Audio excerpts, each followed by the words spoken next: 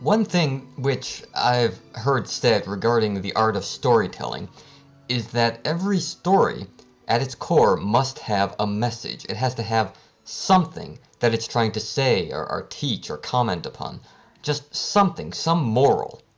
And I've been thinking about it. I still can't quite figure out what the hell Batman vs. Superman Dawn of Justice is trying to say. It seems to me, for all the world, like a tale full of sound and fury signifying nothing.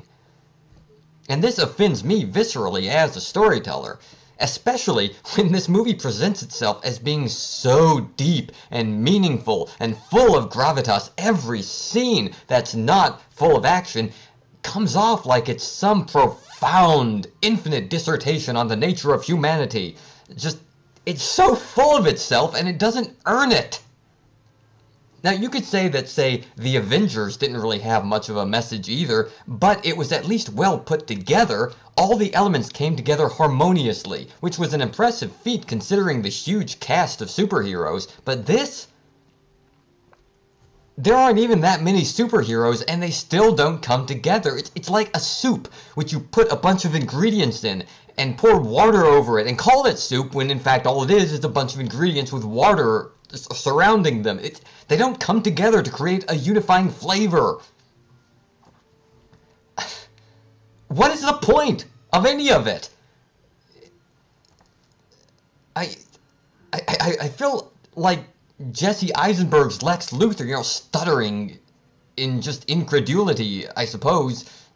It's like they tried to squeeze the third movie into the second movie. This is just the second movie. It should have set up the third movie, which they should have been so much of what was in this movie, but they should have made this.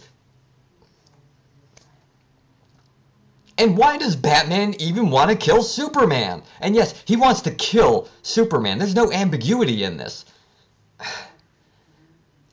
They try to set up this animosity, try to grow it organically in a human and believable fashion, but Batman hates Superman so much, he tries to stab him through the head with a kryptonite spear.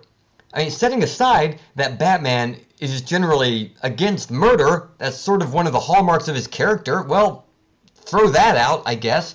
Now, granted, they did that in 1989 with Michael Keaton's Batman, but, we could kind of forgive because it was new. It was the first time they'd really made a concerted effort to bring Batman into the modern cinematic age, and, well, they did their best, but now, with all that we see this Batman doing, all that he's capable of, especially since they had Superman kill somebody in the last movie, that really, really raised a lot of hackles along the backs of fanboys' necks, wherever that hackles are located. I don't know, but Batman kills people all over the place now. I guess we just shouldn't care so much anymore.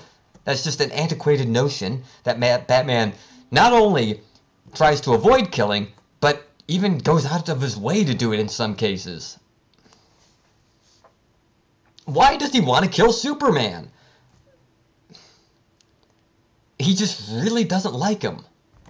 And then Wonder Woman shows up, and yeah, it's neat, okay? There are really neat moments in this movie. There are exciting moments when Wonder Woman and Batman and Superman come together. It really resonates, to see these three enduring comic book icons at last exist together in one continuity on the screen. There's something special there.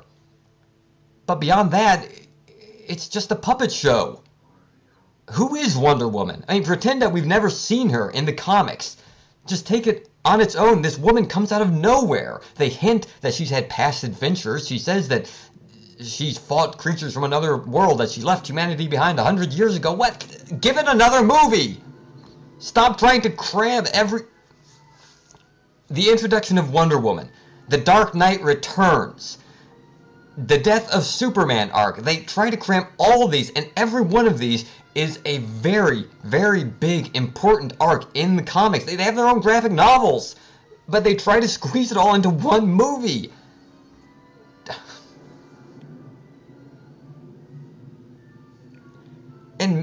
in between the action scenes, it's just so full of itself, so pretentious.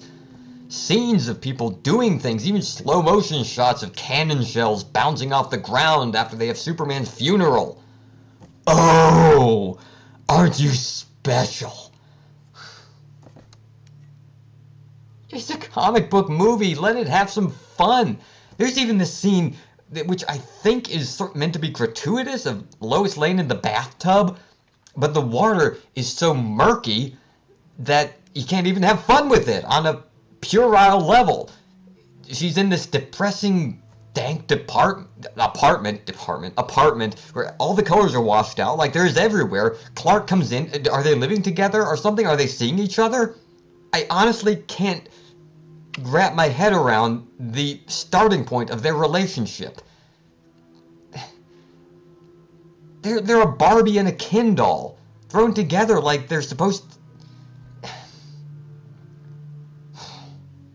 I guess that scene, that could be a kind of metaphor for the movie. You've got this scene of a pretty woman in a bathtub, and you're kind of ashamed that part of you wants to enjoy seeing a naked woman in a bathtub. But on some level, okay, they put it up on the screen, so you feel like, yeah, maybe we could enjoy it. I mean, I'm speaking for my part. It might be different for women, or not all women, but just for myself. I look and I say, oh, geez, I don't want for Lois Lane to be objectified. But if you're gonna try to get me invested in this movie, I guess on some level I'll try and get a kick out of it. I'll taunt myself for doing so, but I can't even enjoy it on that sophomoric level because the bathwater is completely murky. What the hell is she washing off? Gray paint? You can't see anything. And on some level, again, I'm glad because I want to enjoy this as an adult and not as a sniveling fanboy who wants to see naked lady. But still, let's have some fun with it here. Why are you going to put something on there which has the potential for some level of fun having? It's not a level that I would have embraced necessarily, because I think we should be a little bit more mature than that. But if you're going to give us something that's potentially fun in some way, why not let us enjoy it instead of blocking it out with something that's blatantly depressing? And seeing someone in a bathtub that's completely filled with gray bathwater while her boyfriend comes in to this gray apartment and they start talking about how people just died, and then somehow they start enjoying themselves in the bath. He gets in the bathtub with him and they start having sexy fun times, I guess, after he's just rescued her from a near-death experience at the hands of a warlord who almost shot her. And did he kill the warlord? He sent him through a wall, but a bunch of people died in the village as a result of that action. And what the hell was with Jesse Eisenberg trying to be the Joker? Yeah, he puts his all into this role. He really puts a lot of energy. I can't say that it's poorly performed, necessarily. It's not Lex Luthor. Not any kind of Lex Luthor I've ever seen.